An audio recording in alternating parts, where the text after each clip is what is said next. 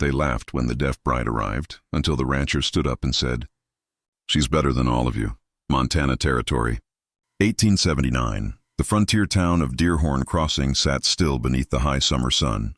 Inside a small cedar church, the air smelled of dust and polish, warmed by streaks of gold spilling through stained glass.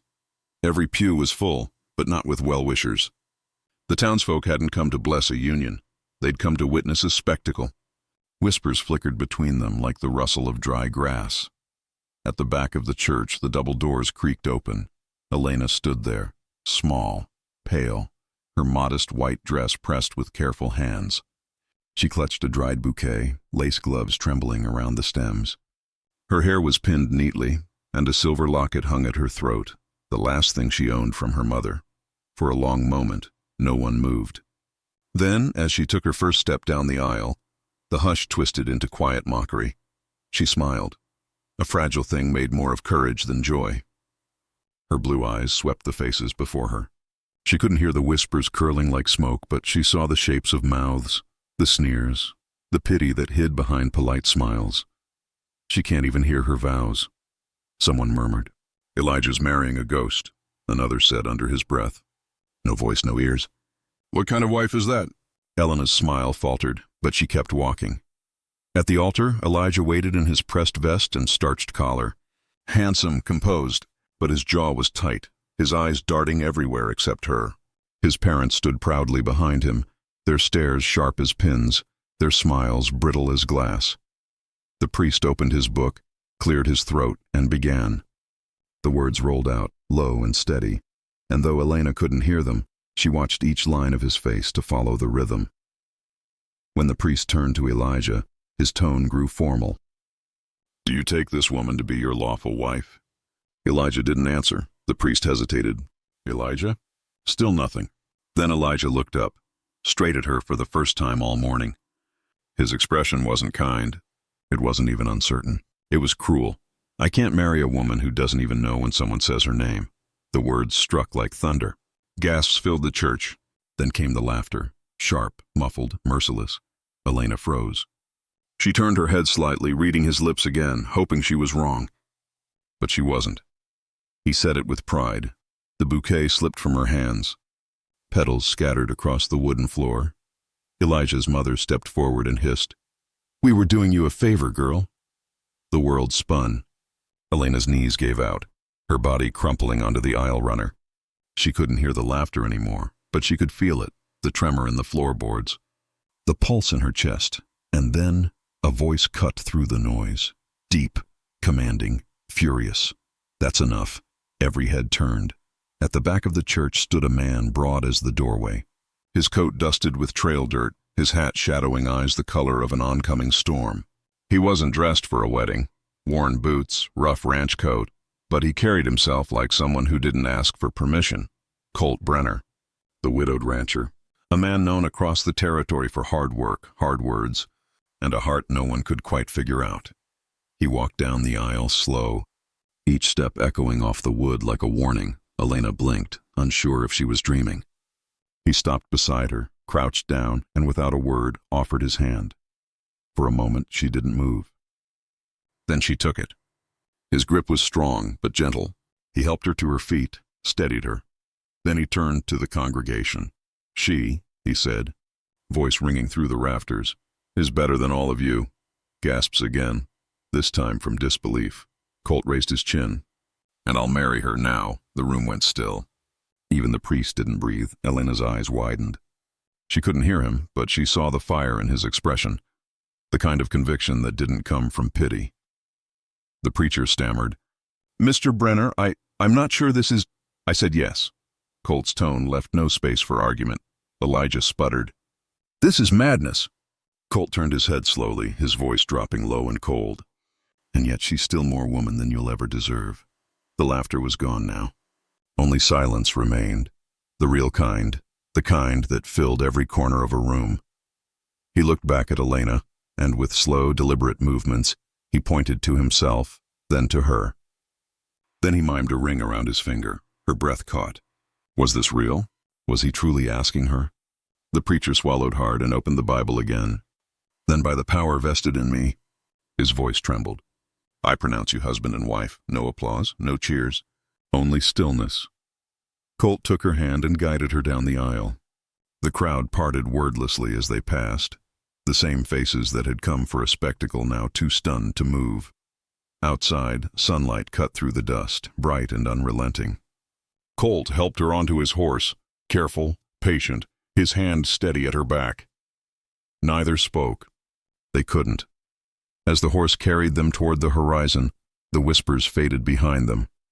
Elena clung to the saddle horn, her heart pounding. She didn't understand this man, this stranger who had stepped into her ruin and turned it into something sacred. She didn't know why. But for the first time since that morning, she wasn't trembling, she was free. The trail stretched long and empty beneath the mid-afternoon sun.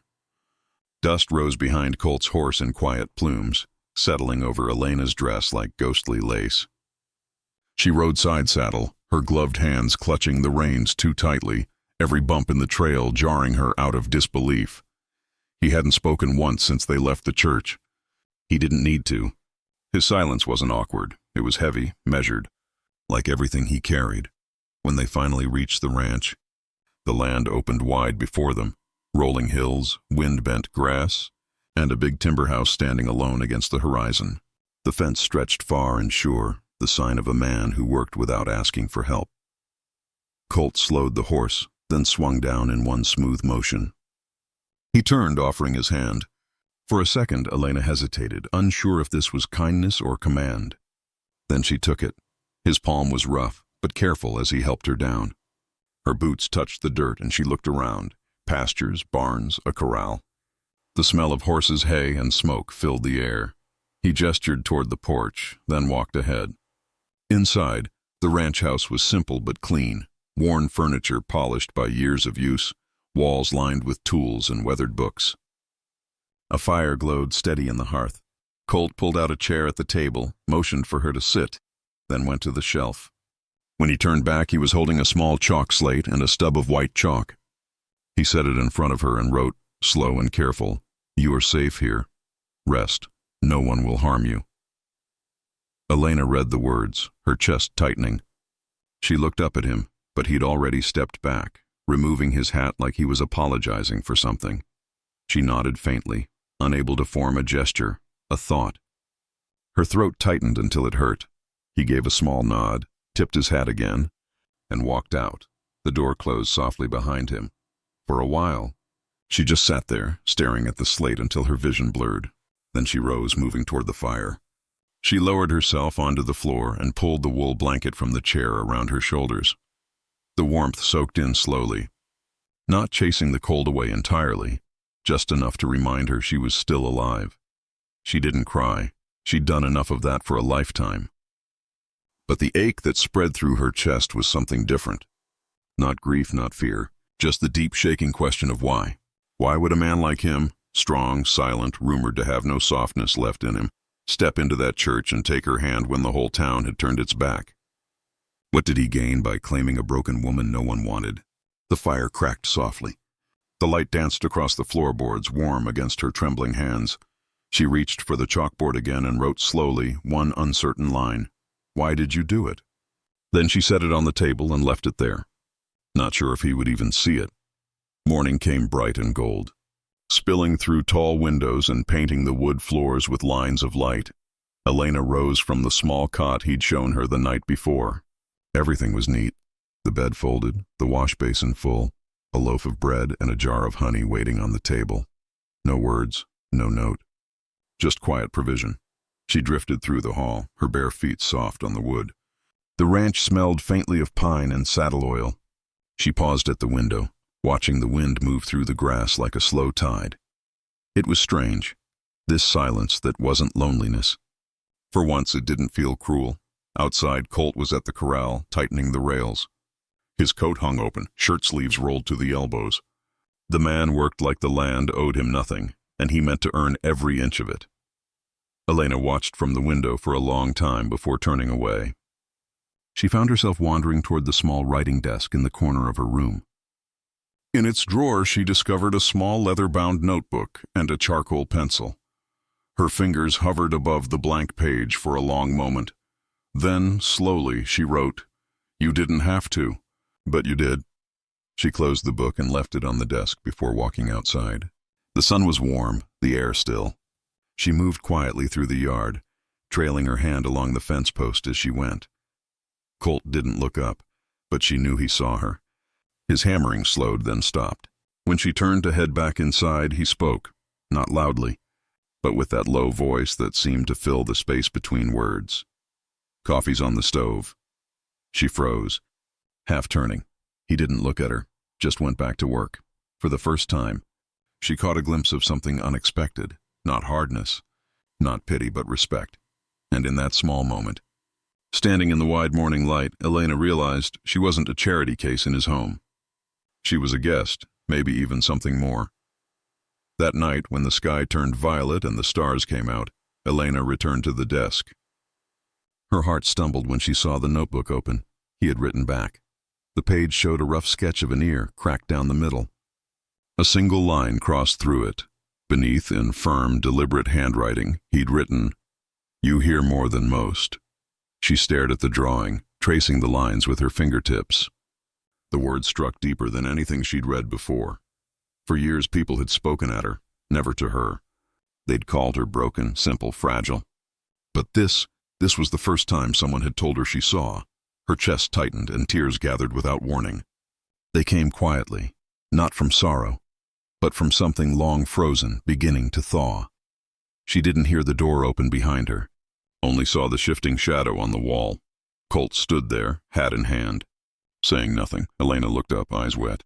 Unashamed, he crossed the room slowly and knelt beside her.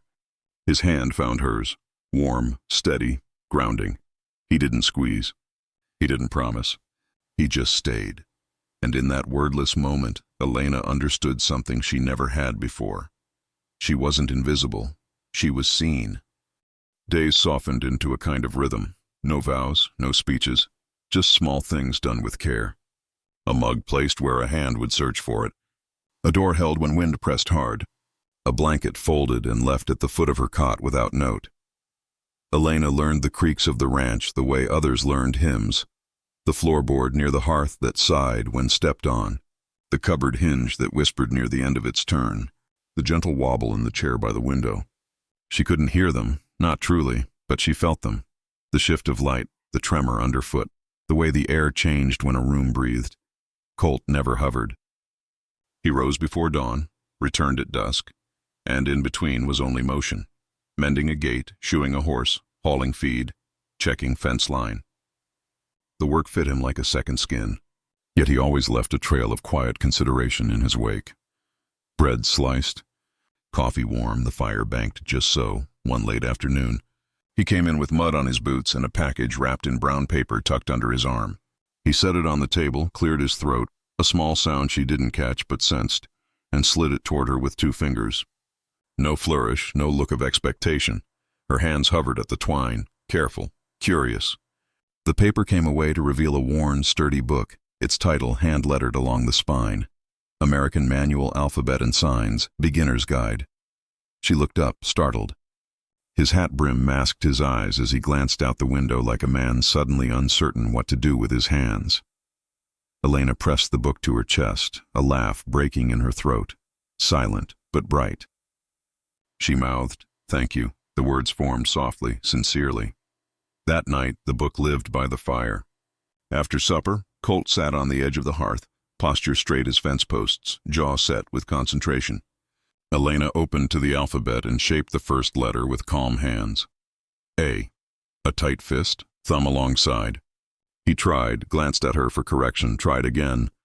They went on. B, C, D. His fingers stumbled. Hers guided. She placed his thumb where it should rest, turned his palm, nodded when he got it right. When he slipped, she hid a smile behind her hand. He caught it anyway and almost smiled back. By the third evening, he could spell her name. He shaped each letter with care, E-L-E-N-A. She touched her locket, then her heart, and nodded. He signed it again, smoother now, and something eased in both their faces. Soon he could ask simple things. Cold? Tea? Eat? Sleep? More importantly, he learned to wait while she searched for words that were not always there. When she faltered, he didn't fill the space with noise. He left it open, room enough for trust to move in. On a quiet night, they took their practice to the porch. The sky breathed out its colors and let the stars come through. Wind laid the grass into long silver waves. Elena's hands lifted, slow and sure. She told him a story, not with sound, but with memory. When she was 8, her father had locked her in the horse stall. She hadn't come when called, couldn't, not truly, but he called it defiance. The stall was dark, damp with rot. Mice shifted in the straw. She pressed her palms to the wood and felt the rasp of her own breath against the boards because breath was all there was to tell her she was still in the world. Her fingers hesitated. The shape of the past hovered between them. She lowered her hands, the ending lost in the ache she didn't want to relive. Colt stood without a word, went inside, and returned with the slate and a bit of chalk. He wrote slow, then turned it toward her. You don't need ears to hear truth. You've always seen it first. The night folded closer around them. Elena traced the letters with her fingertip, then looked at him, really looked. The man who had stepped into chaos and steadied her now offered something deeper than defense. Recognition. She reached for his hand. Not thanks, not plea, choice. He held hers in return, the warmth of his palm anchoring them both to the porch, to the star-laced sky, to this small piece of earth that finally felt like it might belong to her. From then on, the book became their evening ritual. Tea cooling on the table, the fire throwing slow light, their hands weaving sentences across the air. He learned home, flat hands, then point downward, safe, fingers crossing, sealing, remember, touching temple to thumb. She learned to read his silences, not the kind that judged, but the kind that made space for her voice. Some days she ventured to the pasture while he worked the corral. She'd stand near the fence, the sun warming the crown of her hair, and count the horses by the way dust rose around their hooves. He'd glance over, just once, to be sure she'd seen the groundhog hole near the post or the loose wire near the gate. She'd touch the spot to show she had. Their language was more than hands now. It was the exchange of attention. Back inside, she kept writing in the leather notebook, small entries, simple sketches of the day, the curl of smoke in the cold, a boot print in dried mud, the way light spilled like a river across the floorboards near noon. Each morning, a new page would appear in his hand, a fence line drawn straight, a lark traced in a few quick strokes, 2 cups side by side with the caption, ours. One evening, as wind pressed against the windows and the last of the light drained violet from the hills, she signed a question that made her fingers tremble despite how many times they'd practiced. Why me? He didn't answer right away. He lifted his hands, clumsy, earnest, and signed with deliberate care, because you did not bend to them. Because you stood anyway. Because I see you. Her throat tightened. She took the chalk and wrote beneath his words, I am learning to see me, too. He nodded, slow and sure, as if that single line was more precious than any vow. They sat there a long while, the book open between them, the house warm, the land quiet. No music, no grand speech. Only 2 people, sharing fluency in a language that had no sound, and yet said everything that mattered. For Elena, silence had always been a wall. With Colt, it was becoming a doorway. The first snow came early that year, drifting down in soft gray flakes that turned the ranch into a watercolor world. Fences vanished beneath white dust, and the hills blurred into the pale horizon. Inside, the fire crackled, warm and steady. Elena sat near the window, needle and thread in hand, mending one of Colt's shirts. The rhythm soothed her, the pull, the knot, the neat line forming beneath her fingers. Across the room, Colt was fixing a broken hinge on the door, the scent of pine sap curling through the air. They didn't speak, but the silence was alive, thick with the hum of purpose, the kind of quiet that only existed when 2 people worked side by side in peace. When the wind pushed hard against the walls, Elena looked up. Colt caught her glance, wiped his hands on a rag, and came to sit across from her. He leaned forward, elbows on knees, and studied her stitching. He signed, a little awkwardly but careful, You do that better than the store tailor.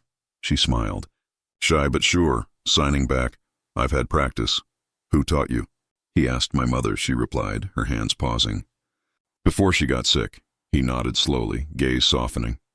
You miss her? Elena looked down, her fingers tightening around the fabric. Every day, for a long moment, the only sound was the crackle of burning wood. Colt didn't reach for her hand or speak comfort she didn't need. He just stayed there, steady as always. The kind of presence that said you don't have to be alone in your remembering. That evening they shared supper, beans, bread, a slice of smoked meat, and afterward he poured 2 mugs of coffee. She didn't drink much, just held it close for warmth. Colt watched her, then wrote on the slate, "Do you ever wish you could hear?" She thought for a long time before answering. Then she took the chalk and wrote beneath it, "I used to, but now. I think I only wish people would listen." He read it twice, jaw tightening slightly. Then he nodded once. "Fair," he said quietly, the single word enough to make her chest ache. The next morning, the world had turned white and still. Colt headed out to check the barn, and Elena followed, her shawl pulled tight around her shoulders. The cold bit her cheeks, but she didn't mind. The silence of snow was her kind of peace. Inside the barn, the air smelled of hay and horses. Colt worked by lantern light, brushing down his mare. When he noticed her watching, he gestured her closer. She hesitated, then stepped forward. He guided her hand to the horse's neck. The animal's warmth pulsed beneath her palm, the rhythm of breath steady and real. Elena smiled, eyes wide with wonder. Colt signed, "Her name's Juniper." Elena stroked the mare's mane. "She's beautiful, strong too," he signed back. Like her new owner, she blinked, uncertain she understood. "Me," he nodded. "If you'll have her." Her mouth parted in shock. She pointed at herself again. "Mine?" Colt's grin came slow, rare, and genuine. "Yours." She laughed, a soundless burst that filled the space anyway. That night the storm thickened. Snow lashed the windows, and the wind screamed across the hills. Colt stayed by the fire, oiling his rifle, while Elena added more logs to the hearth. The flames painted gold across his face, softening the hard lines of his jaw. She watched him, her thoughts tangled between gratitude and fear of what she didn't yet understand about the life they were building. She picked up her notebook and wrote, "Do you regret it?" "The church. Me." He read the words, then closed the book gently. His gaze met hers, steady as ever. He reached for the chalkboard and wrote his answer. Not once. Then after a pause, beneath it, he added, "You gave me something I didn't know I was missing. A reason to talk again, even if it's with my hands." Her throat tightened. She touched the chalkboard, tracing his words, then took the chalk and wrote back, "You listen with your eyes better than most men do with their ears." He smiled at that. They sat close, watching the storm rage beyond the window. No words, no need, only warmth and the slow rhythm of shared quiet. Over the next few weeks, life settled into a pattern. They rose early, tended the animals, ate together when the light came soft and gold. Some evenings they practiced signing until the fire burned down to embers. Colt learned quickly. He could sign hungry, tired, good night, and her favorite, beautiful. The first time he used it, clumsy but sincere, she'd laughed, shaking her head. He had looked confused until she signed back, "That's not how you say it." Then she showed him, hands sweeping gently, fingers gliding like wind through water. When he repeated it right, she nodded, her smile genuine and deep. One night, when the air outside froze the well pump solid, Colt brought in his tools to work by the fire. Elena sat beside him, writing letters to no one, just to keep her thoughts moving. After a while, she looked up and signed, "Why did you never remarry?" He paused, hammer midair. Then he set it down, rubbed a hand over his jaw, and replied, slow but clear, "I did once. It ended before I knew how to keep it." She hesitated. "She died," he nodded once. "5 winters ago." Elena reached across the table, her fingers brushing his hand before she signed. "I'm sorry." He shook his head. "Don't be. I thought silence was my punishment." Turns out it was waiting for someone who knew how to live inside it. Her eyes stung. She couldn't sign a reply, but she smiled, soft, trembling. "Full." He reached out, covered her hand with his, and left it there. The fire popped. Wind pressed against the shutters, and for a long while, the world outside could have been gone entirely. Inside that little house of cedar and warmth, silence was no longer a burden. It had become a language. The snow lingered well into February, glazing the world in silver and hush. The ranch sat wrapped in white, smoke curling soft and slow from the chimney. Colt chopped wood outside, his breath a pale cloud in the cold, while Elena kneaded bread at the kitchen table, the dough warm beneath her palms. Life had become a rhythm neither of them had planned, but both had learned to trust. Mornings began with the sound of the rooster she couldn't hear but always felt, a change in the light, a shift in the air. Evenings ended by the fire, with her sketching in her journal and Colt carving small wooden shapes with his knife, horses, birds, sometimes faces. One evening, while the snow fell steady and the fire burned low, she found herself watching him longer than usual. The shadows flickered across his face, tracing the lines time had carved there. She wondered if he'd always been this quiet, or if silence had become his way of keeping grief contained. She wrote something on the slate and turned it toward him. "Do you ever miss talking?" He read it, leaned back, rubbed his jaw, then wrote beneath her words, "Only when there's no one worth listening to." She smiled, eyes soft. "And now?" She signed. He hesitated, then met her gaze. "Now I don't need words." Something in her chest fluttered. She looked away quickly, back at the bread cooling by the stove, but the warmth that spread through her wasn't from the fire. A few days later, Colt had to ride into town for supplies. Elena stayed behind, the ranch quiet except for the creak of wind through the barn rafters. She didn't mind the solitude. It was familiar, almost comforting, but this silence felt different now. It wasn't empty. It was expectant. By afternoon, she'd finished her chores and wandered outside. The snow had thinned under the winter sun, revealing small patches of frozen earth. The air carried that sharp, clean scent that comes right before spring starts to think about waking up. She saw movement by the fence, a rabbit darting through the drifts, and smiled faintly.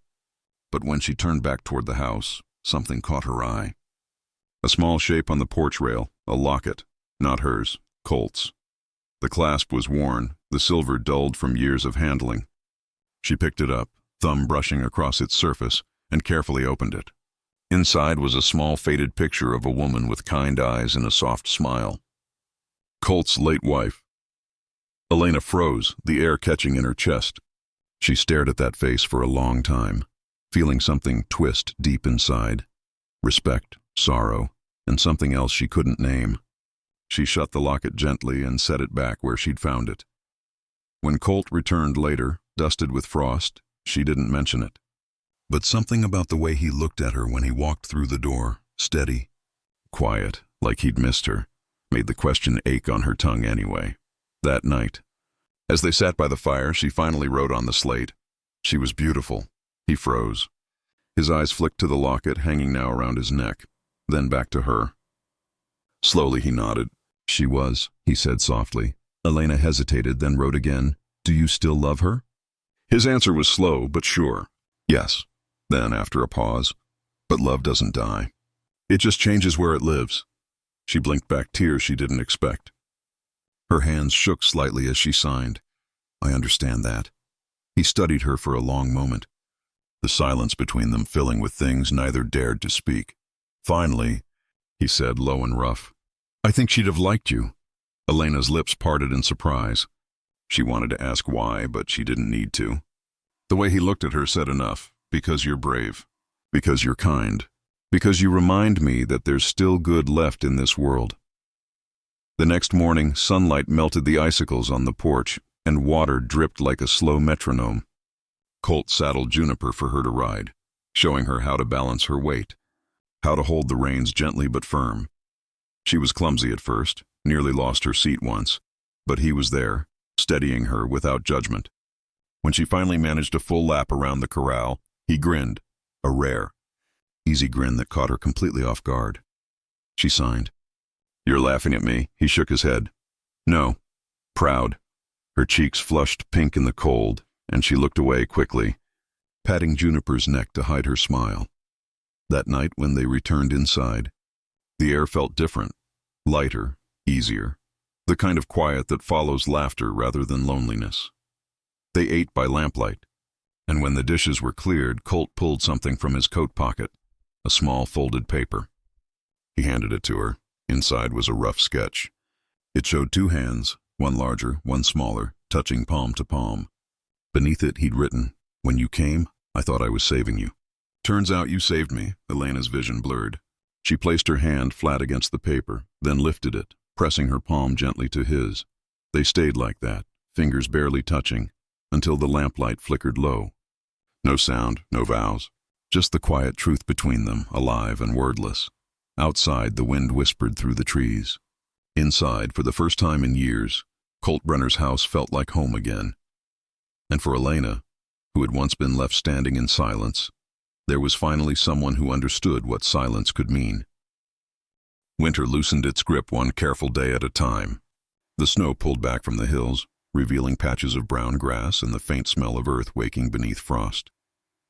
By March, the creek near the ridge had begun to run again, thin but steady, whispering life back into the valley. For Elena, that soundless rush felt like a promise. She spent mornings in the garden patch behind the house, breaking up soil still hard with cold. The first few times, Colt offered to do it for her. She'd shaken her head and signed, "I need to feel the work myself." He didn't argue. He just brought her gloves and stayed close enough to catch her if the ground gave way. The air was sharp, full of the scent of pine and thawing mud. Her hands ached from effort, but she didn't stop. When she straightened, brushing dirt from her skirt, Colt was watching her from the porch. He didn't hide it. She pointed at him, signed with a teasing grin, supervising again. He smirked. "Making sure you don't outwork me. Too late." She signed, turning back to her work, and he laughed, a low, brief sound that made her heart thud faster than she'd admit. That afternoon, they rode into town together. It was the first time she'd been back since the wedding. Her stomach tightened as the rooftops of Deerhorn Crossing appeared through the dust. The church steeple gleamed faintly in the sun, and for a moment her throat closed. Colt noticed. He reached over from the saddle and laid his hand gently over hers on the reins. A small gesture, solid and grounding. She nodded, steadying herself. When they entered the square, the noise hit her, not with sound, but in motion.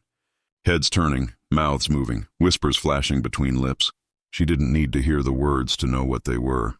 Some faces softened. Others turned away. And one face, Thomas's, lingered near the mercantile. His eyes followed her, bitter and sharp. Colt swung down first, offering his hand as always. She took it, spine straight, chin lifted. If they wanted a show, they'd get one worth watching. Inside the general store, the shopkeeper, a broad woman with streaks of gray in her braid, offered a hesitant smile. "Afternoon, Mr. Brenner, Mrs. Brenner." Elena blinked. Mrs. Brenner. The name felt strange but right, like a coat that fit better than she'd expected. Colt nodded politely and began listing supplies. She wandered toward the front window, pretending to study the jars of buttons and bolts of cloth. That was when she saw Thomas step inside. His voice carried even to her silent world. She could see it in the way others stiffened, the way his mouth curled with false charm. He said something to the shopkeeper, but his eyes never left Elena. When she turned away, he stepped closer. "Didn't take you long to find yourself another savior," his lips said. She froze, blood turning to ice. Colt's voice cut across the room, low but firm. "That's far enough." Thomas smirked, replying too quickly, too loud. "You always collect what other men throw away, Brenner." The tension in the room thickened. People stopped pretending not to watch. Elena's pulse hammered as she looked between them. Colt didn't raise his voice. He simply said, "You laugh at what you don't understand. That's why you'll never have anything worth keeping." Thomas sneered. "She can't even hear you defend her." Colt took one step closer. "She doesn't need to. She can see who stands with her." For a second, no one moved. Then Thomas dropped his gaze first. The crowd exhaled, the moment breaking like ice underfoot. Colt turned to Elena. His eyes asked if she was all right. She gave the smallest nod, fingers trembling as she signed, "Let's go." They left without another word. On the ride home, silence wrapped them tight again, but this time it was charged, alive. The sun dipped low, turning the sky to copper. The land spread endless around them. At one point, Colt slowed his horse beside hers. She looked over. He mouthed the words carefully, "You okay?" She nodded. Then, after a beat, she lifted her hands to sign, "You shouldn't have fought him." He smiled faintly. "Didn't fight him, just reminded him what he lost." Her brow furrowed. You don't have to protect me. His gaze softened. I know, but I want to. Elena stared at him for a long moment. Then she looked away, because the truth was simple and terrifying. She didn't want him to stop. That night the fire burned low, and a storm gathered outside. They sat close, sharing tea. The walls creaked under the wind. Colt leaned back in his chair, boots crossed, while Elena traced the rim of her cup. Finally, she signed. He was right about one thing. I didn't hear you defend me. He raised an eyebrow, waiting. She smiled, a soft spark in her eyes. But I saw you. He chuckled under his breath, slow and warm. Then we're even. The storm outside broke open, thunder rolling somewhere beyond the hills.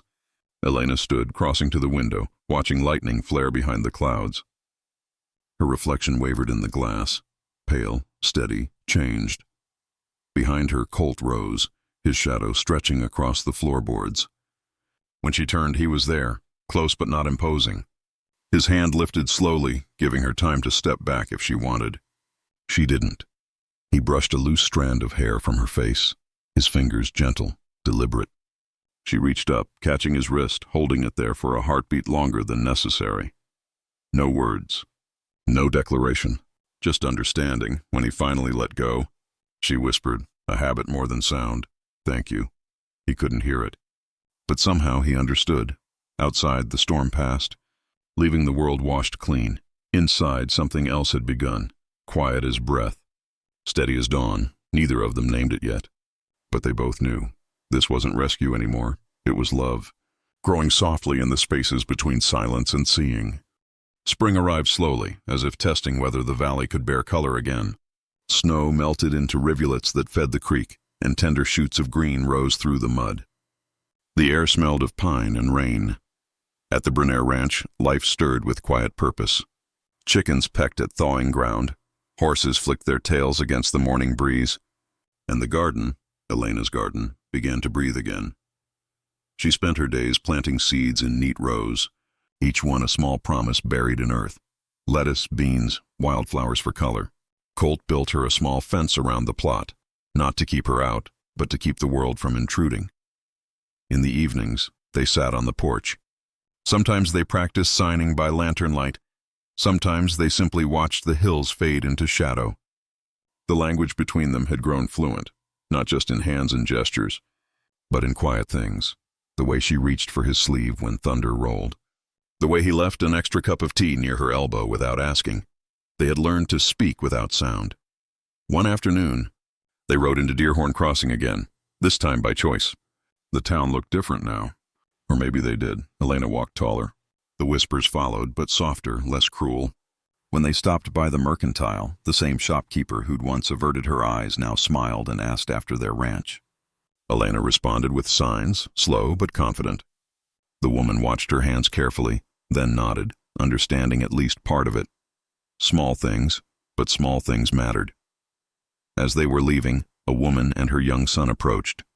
The boy couldn't have been more than 8, hair like spun straw and wide brown eyes that flitted nervously between them. He doesn't speak, the woman said gently, voice trembling. And he doesn't hear. Not since he was born. Elena's heart clenched. The boy peeked out from behind his mother's skirt, shy but curious. He saw you signing at the square, the woman added. He asked if maybe you could teach him. For a moment, Elena couldn't move. Then she crouched to the boy's level and signed. Hello, I'm Elena. The boy's eyes widened. Then his hands fumbled, uncertain, trying to copy her movements. It wasn't perfect, but it was real. She smiled, tears stinging her eyes. From that day on, the boy came to the ranch every afternoon. Colt built a bench beneath the big cottonwood tree where the shade fell soft and wide. There, Elena taught with patience and joy, drawing letters in dirt, shaping meaning from silence. The boy learned fast, and word spread faster. First came a teenage girl whose brother couldn't speak. Then an old farmer whose wife had gone silent from grief. By summer, a small circle gathered under the cottonwood each week.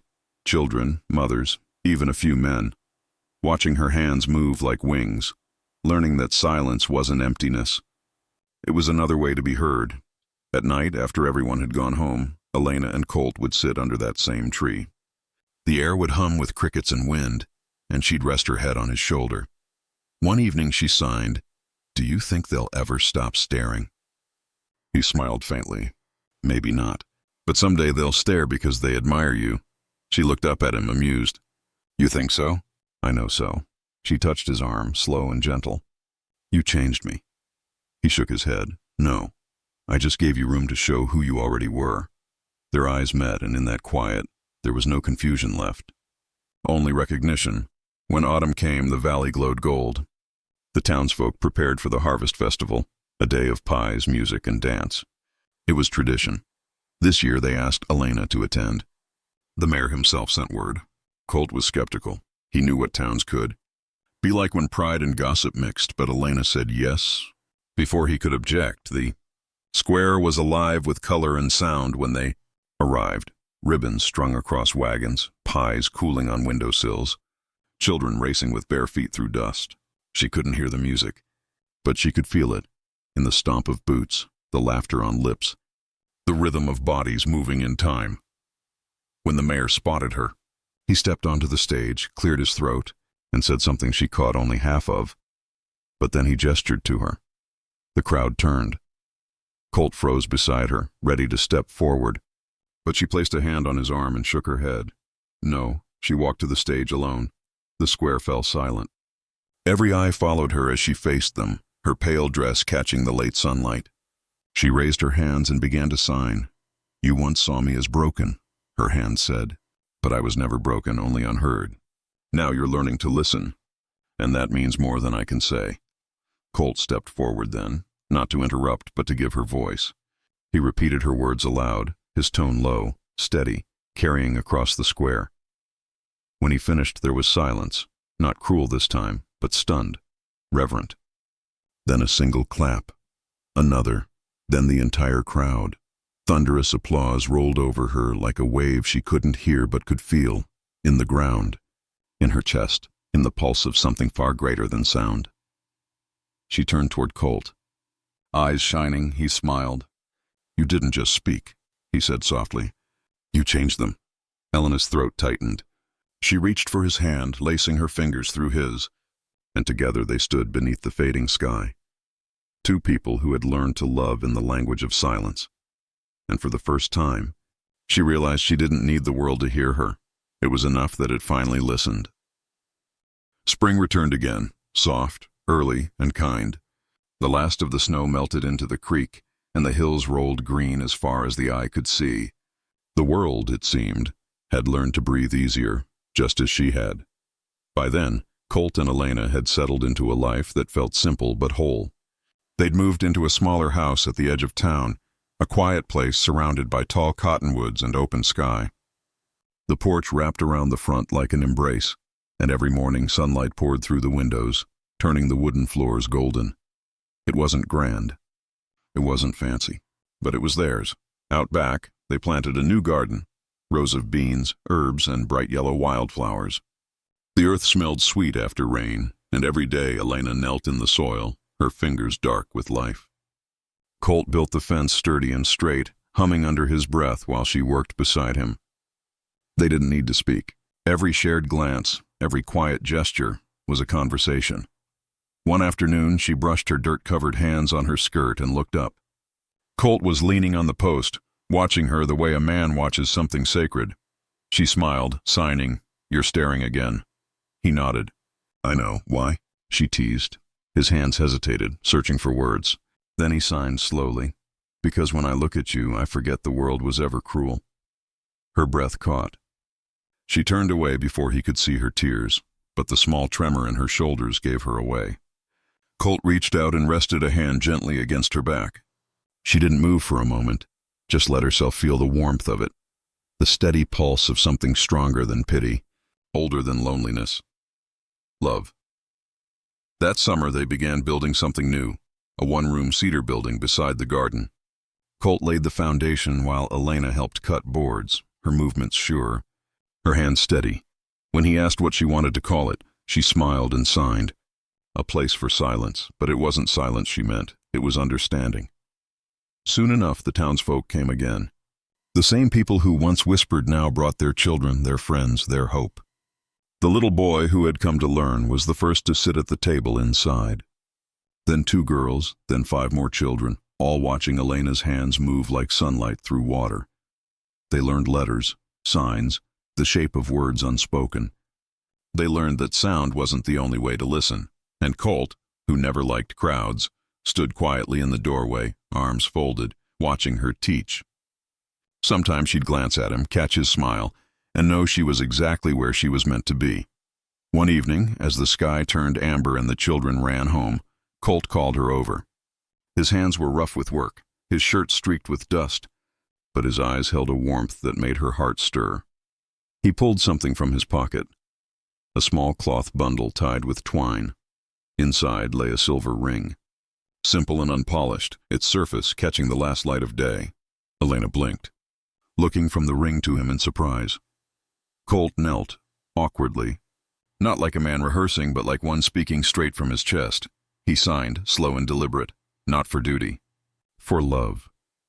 Then he said aloud softly, "I don't need the world to hear us, Elena. I just want to see us." Her vision blurred. Her hands trembled as she signed back, yes. Then again, slower, always. He slipped the ring on her finger. It wasn't a wedding in a church, not this time. There was no audience, no priest, no cruel laughter waiting to follow. Only the wind, the trees, and the 2 of them beneath a sky that had finally learned to listen. Years passed, and their small school grew. More children came, more families stayed. The town of Deerhorn Crossing changed, not through speeches or sermons, but through the quiet grace of one woman's hands. Every Founder's Day, Elena's students performed on the stage in the square. Not with music or words, but with movement. Hands shaped stories that needed no sound. Hope, loss, love, courage. And every time the crowd fell silent, not out of pity, but reverence. Colt always stood at the back, hat in hand, pride softening the edges of his usually hard face. One year, at the end of the performance, Elena stepped forward. Her students gathered around her, faces glowing in the sunlight. She signed her final message slowly, her hands trembling slightly with emotion. "Even if the world never hears me, I will still speak. I will still teach. I will still love." The mayor, once skeptical, spoke her words aloud to the crowd. And when he finished, applause thundered through the air, a sound she couldn't hear, but could feel in her bones. That evening, back at the ranch, the valley was quiet again. Lanterns glowed in the windows, and laughter drifted faintly from the town below. Elena stood on the ridge behind their home, watching the last light fade over the hills. She didn't hear the footsteps, but she felt the weight of his hand on her shoulder. Colt stood beside her, silent as always, a journal tucked under his arm. He'd taken to writing her stories, the lessons she taught, the people she'd changed, so no one would forget. He opened it now, flipping to the last page.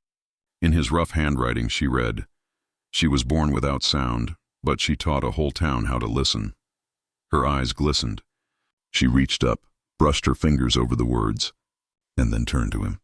He didn't say anything, but she didn't need him to. They stood together in the fading light, 2 souls bound not by sound but by choice. The wind moved through the grass, soft and sure, and the world around them held its breath. For years, people would tell the story of the deaf bride and the rancher who loved her. But for Elena and Colt, it was never about pity or salvation. It was about 2 hearts that had found a language no one else could hear.